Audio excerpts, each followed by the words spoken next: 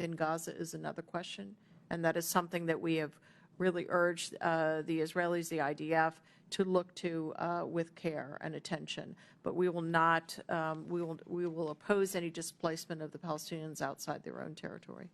Thank you for your responses. I yield back, Mr. Chair.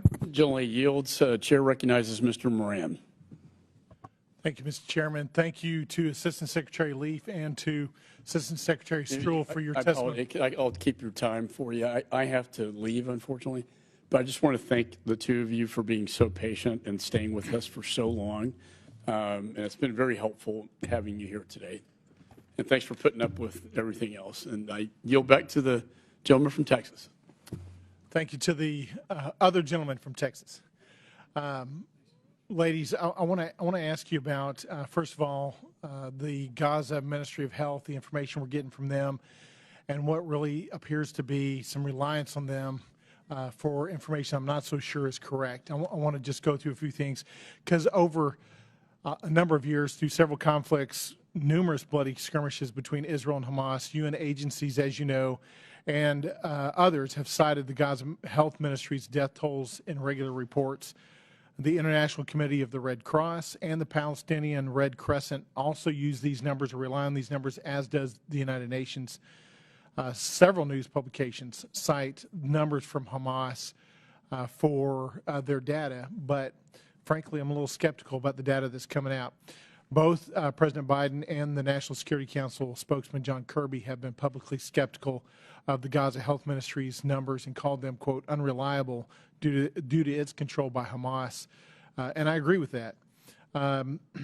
Tell me a little bit about the types of propaganda. I'll start with Assistant Secretary Leaf, that Hamas or other Iranian-backed proxies are spreading using either the Ministry of Health or other organizations located in Palestine. So I would just say, Congressman, that Hamas is very adroit at using social media in particular to circulate its propaganda, to circulate disinformation, misinformation. On the question you cite about statistics, I would just say that in this period of conflict and conditions of war, it is very difficult for any of us to assess what the rate of casualties are. We think they're very high, frankly, and it could be that they're even higher than are being cited. We'll know only after the guns fall silent. So we take in sourcing from a variety of folks who are on the ground, and so I can't stipulate to one figure or another, but I think it's very possible that they're even higher than is being reported. I appreciate that answer, because that kind of goes to my next question. I was going to ask specifically about the number 10,000. That's the number that, as of November the 6th, is being reported as the number of Palestinians in Gaza who have been killed. And my question to you was going to be, do we think that number is higher? Do we think it's lower? Do we have any visibility? Do we have any reliable information that would give us some indication one way or the other on that number? I mean, as I say, we have a lot of different sources from people that we know that are on the ground, that are NGOs and others who are operating there, UNRWA and so forth. And I think we'll only have a faithful figure at the end, tragically. But I would just say, when as a point of comparison, Gaza Strip is about 25 miles in length and 7 to 12 miles in width, and you've got 2.2 million or thereabouts people compressed into a piece of land that is, well, it's comparable to Rhode Island, I guess, but I think Rhode Island is actually a bit larger and is half the population.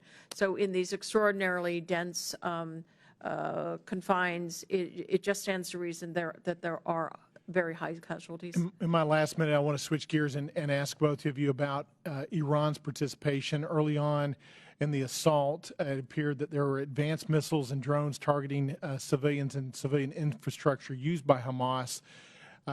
Information that's come to me indicates that it would be Iran that really has provided that to them, either as a proxy or directly. And so what is it that we need to be doing to push back against Iran's participation in Hamas's terrorist attacks that started October the 7th and continue to today. So the question of a direct Iranian involvement in that operation is still a question that analysts are looking at very closely. I heard a variety of opinions from intelligence services when I was out in the region, with some officials saying that they found that even the political elements of Hamas were clearly in a state of surprise on October 7th, that this was a very siloed operation, and that other elements of the so-called Axis were in the dark. All that said, it's fair to say that Iran set the table for this in the years of support it gave to training and lethal aid and finances to Hamas and to other elements of the proxies. We need to strangle the financing. The weaponry, a lot of that has apparently been manufactured on site in Gaza, underground. So there's been an enormous amount of smuggling. We're very dedicated to the proposition of helping Egypt do what's necessary to really tighten its border controls and its screening.